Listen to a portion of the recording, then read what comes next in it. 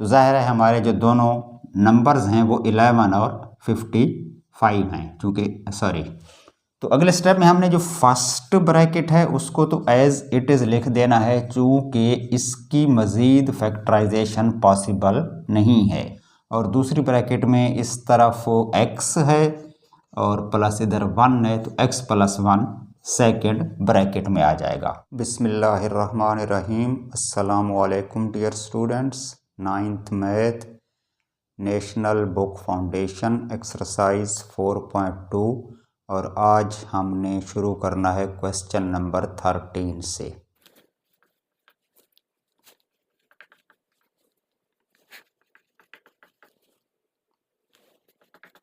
Question number 13 में जो expression दी गई है उसमें दो ब्रैकेट्स हैं। फर्स्ट ब्रैकेट में है 2x2 - 3x + 6 multiply by 2x2 - 3x और एक टर्म -55 ब्रैकेट्स के बाहर है। तो हमने इसको फैक्टराइज करना है। फैक्टराइजेशन का मतलब होता है कि हमने दी गई टर्म्स को ब्रैकेटों में कन्वर्ट करना है। तो इसमें दो ब्रैकेट्स तो ऑलरेडी बनी हुई हैं, हम इनमें से कुछ कॉमन लेके और मज़ीद इसकी फैक्टराइजेशन कर सकते हैं, लेकिन एक प्रॉब्लम इसमें है और मसला ये है कि एक टर्म जो -55 है वो बिल्कुल इन ब्रैकेटों से बाहर है, तो वो किसी किस्म की फैक्टराइजेशन में नहीं आ सकती। अगर हम इन्हीं ब्रैकेटों को मज़ीद फैक्टराइज करना शुरू कर दें तो ऐसे सवालात को हल करने का तरीका ये होता है कि पहले हम इन दोनों ब्रैकेट्स को मल्टीप्लाई करें। चूँकि इसके दरमियान में साइन नहीं है तो इनको मल्टीप्लाई करें। मल्टीप्लाई करने के बाद ये सिंगल एक एक्सप्रेशन बन जाए, उसमें फिर 55 ऐड हो जाएगा उसके साथ, प्लस या माइनस जो भी होगा, और उसके बाद फिर से इसको फैक्टराइज करने की कोशिश करें। लेकिन अगर हम इनको मल्टीप्लाई करते हैं एज इट इज़ जिस तरह ये लिखी हुई हैं, तो फिर मल्टीप्लिकेशन का जो प्रोसेस है वो भी मुश्किल हो जाएगा, क्योंकि ये बाइनोमियल है, 2 टर्म्स हैं और इसमें 3 टर्म्स हैं। तो 2 टर्म्स को 3 टर्म्स से जब हम मल्टीप्लाई करेंगे तो इसकी फर्स्ट टर्म इन तीनों से मल्टीप्लाई होगी, फिर सेकंड टर्म तीनों से मल्टीप्लाई होगी और इसके जो एक्सपोनेंट हैं वो भी ज़्यादा हो जाएंगे। यहाँ पर x2 है, यहाँ पर भी x2 है, तो फर्स्ट टर्म जो है उसकी पावर x4 हो जाएगी। तो इतनी बड़ी लेंथी एक्सप्रेशन को फिर फैक्टराइज करना एक मसला बन जाएगा। तो इसका एक और सलूशन है, मेथड है, और वो ये है कि अगर हम गौर से देखें किसको, दोनों ब्रैकेट्स को, तो दोनों ब्रैकेट्स में जो फर्स्ट टर्म है वो सेम है। 2x2 है इधर भी और 2x2 है इधर भी। सिमिलरली सेकंड टर्म भी सेम है, इसमें भी दूसरी टर्म -3x है और उसमें भी सेकंड टर्म -3x है। मतलब ये है कि 2x2 - 3x इस ब्रैकेट में भी है, 2x2 - 3x इस ब्रैकेट में भी है। अगर हम सपोज कर लें कि ये जो 2x2 - 3x है ये दोनों टर्म्स किसी एक टर्म के इक्वल हैं, कोई और वेरिएबल ले लेते हैं इस x के अलावा, आप y भी ले सकते हैं या बेहतर है a ले लें। तो हम सपोज करते हैं let 2x2 - 3x is equal to a। समझ आ रही है ना? वो दो टर्म्स जो दोनों ब्रैकेटों में सेम हैं उसको किसी तीसरी चीज़ के इक्वल ले लें। तो अब इस क्वेश्चन की जो सिचुएशन है वो कुछ यूँ बन जाएगी, जो हमारी फर्स्ट ब्रैकेट है वो हो जाएगी a + 6, सिर्फ इतनी सी, क्योंकि 2x2 - 3x is equal to a है तो इसकी जगह पर हमने a लिख दिया, +6 था तो +6 आ जाएगा। दूसरी जो ब्रैकेट है उसमें 2x2 - 3x है जिसको हमने सपोज कर लिया है कि वो a है, तो इसमें सिर्फ a आएगा और -55 ये वाली टर्म आ जाएगी। तो क्वेश्चन बिल्कुल छोटा सा हो गया है। अब इसको हम मल्टीप्लाई बड़ी इजीली कर सकते हैं। मतलब ये है कि इन दोनों ब्रैकेट्स में जो सेम दो टर्म्स हैं उनको किसी तीसरे वेरिएबल के इक्वल करके और इस फॉर्मेट में ले आएं। अब क्या करना है, अभी भी काम वही करना है कि इन दोनों ब्रैकेट्स को मल्टीप्लाई करना है ताकि 55 इनके साथ शामिल हो सके। अब मल्टीप्लिकेशन, चूँकि इधर सिंगल टर्म है और इधर दो टर्म्स हैं, तो इनको मल्टीप्लाई करना बिल्कुल ईजी है।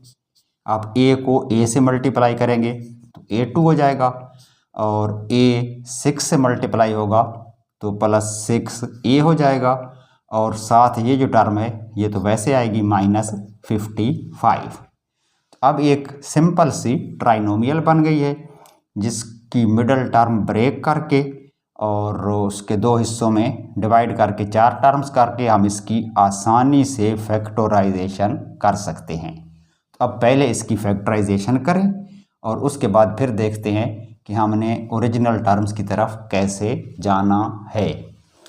तो अब हमने जो फर्स्ट टर्म है वो a2 है, जो लास्ट टर्म है वो -55 है, और मिडल टर्म जो 6a है इसको बांट देना है दो हिस्सों में, दो पार्ट्स में, और दो पार्ट्स इस तरह से बनाने हैं कि उनका जो प्रोडक्ट है वो फर्स्ट और लास्ट के प्रोडक्ट के इक्वल आए। फर्स्ट और लास्ट का प्रोडक्ट बन रहा है -55a2। फर्स्ट टर्म a2 है, लास्ट टर्म -55 है, तो इनको मल्टीप्लाई करेंगे तो -55a2। अब दो ऐसे नंबर्स जिनको मल्टीप्लाई करें तो 55, और उनका डिफरेंस, चूँकि 55 के साथ साइन माइनस है तो उनका डिफरेंस लें, बड़े नंबर से छोटा माइनस करें तो बाकी मिडल टर्म का कोएफिशिएंट 6 बचे। तो जाहिर है एक नंबर तो 6 से बड़ा होगा, हो सकता है दोनों बड़े हो जाएं। चलो इसको छोड़ें, 55 पे आ जाएं। हमने दो ऐसे नंबर्स फाइंड आउट करने हैं जिनको एक दूसरे से मल्टीप्लाई करें तो 55 आए, और 55 पे कौन से टेबल चाहते हैं? क्योंकि 5 है तो 5 का जाएगा, और 5 का टेबल 11 टाइम्स, 11 5 आर 55 होता है, और 11 में से अगर 5 माइनस करें तो बाकी 6 बचता है।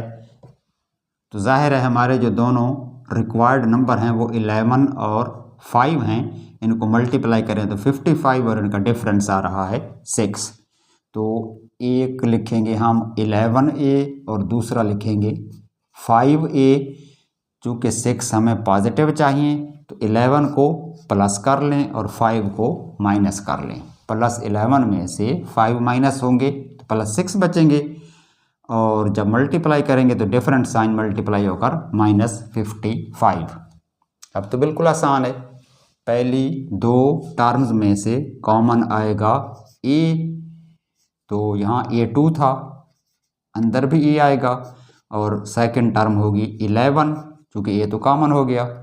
इनमें से एक तो माइनस कॉमन होगा और एक 5 कॉमन होगा, तो -5 कॉमन हो गया, बाकी बच गया a। चूँकि माइनस तो बाहर कॉमन हो गया था तो अंदर प्लस आएगा, और 5 का टेबल 55 पे 11 टाइम्स तो +11 आएगा।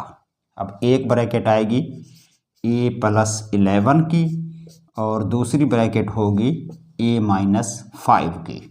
फैक्टराइजेशन हो गई, 55 फैक्टराइजेशन के अंदर शामिल हो गया। अब ओरिजिनल की तरफ वापस पलटते हैं। a की जो ओरिजिनल वैल्यू थी वो आप यहाँ पर पुट करें, क्योंकि a तो क्वेश्चन में सिरे से शामिल ही नहीं है ना। हमने खुद ये फ़र्ज़ किया है कि a है इस चीज़ के इक्वल, तो अब जहाँ पर a लिखा हुआ है वहाँ a की जो ओरिजिनल वैल्यू है वो पुट करें। क्या लिखेंगे? Putting the value of a की वैल्यू पुट करने से फर्स्ट ब्रैकेट हो जाएगी a, और a है 2x2 - 3x, और +11 है तो +11 भी आ जाएगा। यानी पहली ब्रैकेट जो है वो a +11 नहीं है, 2x2 - 3x +11 है। सिमिलरली जो सेकंड ब्रैकेट है वो a -5 नहीं है, a की जगह पे लिखना है उसकी वैल्यू 2x2 - 3x और माइनस ये वाली टर्म 5। सेकंड ब्रैकेट होगी 2x2 - 3x - 5। क्लियर? अब ये दोनों ब्रैकेट्स के अंदर दोबारा से ट्राइनोमियल्स आ गई हैं, यानी 3 टर्म्स वाली एक्सप्रेशंस हैं। तो इनको एक नज़र देख लें कि क्या इनकी मज़ीद फैक्टराइजेशन हो सकती है, इनके मिडल टर्म ब्रेक करके, यानी कि मज़ीद पेयर्स बनाकर। तो फर्स्ट ब्रैकेट में देखें 11 2s 22 होता है, यानी फर्स्ट और लास्ट का जो प्रोडक्ट है वो +22 है। तो ऐसे कोई नंबर्स हमारे पास नहीं हैं जिनको मल्टीप्लाई करें तो 22 हो और उनको प्लस करें तो जस्ट 3 आए। 11 और 2 को भी अगर मल्टीप्लाई करें तो 22 तो होता है, लेकिन उनका सम 3 नहीं आता, तो इसकी मज़ीद फैक्टराइजेशन पॉसिबल नहीं है।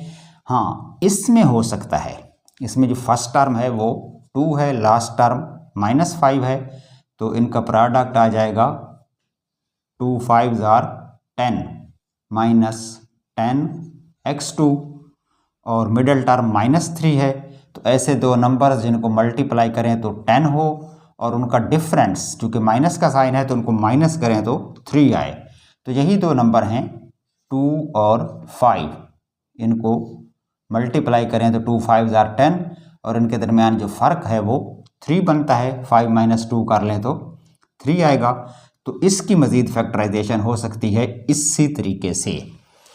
तो अगले स्टेप में हमने जो फर्स्ट ब्रैकेट है उसको तो एज इट इज़ लिख देना है, चूँकि इसकी मज़ीद फैक्टराइजेशन पॉसिबल नहीं है। 2x2 - 3x + 11 इस ब्रैकेट के कर देने हैं। सेकंड ब्रैकेट्स के अंदर जो मिडल टर्म है उसको ब्रेक करके 4 टर्म्स बना देनी है। फर्स्ट टर्म 2x2 और -3 की बजाय हम लिख देंगे 5x और प्लस कर दें 2x, तो -5 + 2 -3 हो जाएगा और लास्ट टर्म इसमें है -5, ब्रैकेट क्लोज। अच्छा, अगले स्टेप में क्या करेंगे? First bracket 2x2 - 3x + 11 as it is. Second bracket के अंदर मज़ीद फैक्टराइजेशन, फर्स्ट 2 टर्म्स में से कॉमन आएगा x, तो यहाँ बचेगा 2x - 5, इधर सिर्फ 5 आएगा और इन दो में से तो कुछ कॉमन आ नहीं रहा तो हम +1 ले लेते हैं, तो यहाँ आएगा 2x - 5। टर्म्स वैसे आ जाएंगे क्योंकि 1 कॉमन हुआ है, तो इसकी मज़ीद बन जाएंगी 2 ब्रैकेट्स। पहले हम फर्स्ट ब्रैकेट लिख लेते हैं, ये है 2x2 - 3x + 11 और इसकी एक ब्रैकेट आएगी 2x - 5 की, 2x - 5 और दूसरी ब्रैकेट में इस तरफ x है और प्लस इधर 1 है, तो x + 1 सेकेंड ब्रैकेट में आ जाएगा। तो ये हो गया इस क्वेश्चन का आंसर, जो कि आया है 3 ब्रैकेट्स के फॉर्म में। क्लियर?